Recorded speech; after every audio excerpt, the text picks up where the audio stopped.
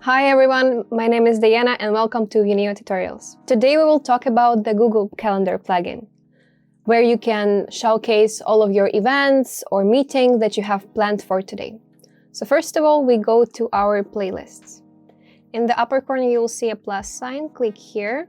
You will see plugins, and here you will see a Google Calendar. So first of all, you will have to actually purchase this plugin and then log in with your information if you want to show what is actually planned for you for today in your Google Calendars.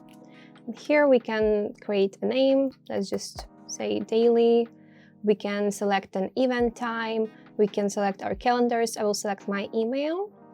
And we can show how many meetings, how many events we want to show per site.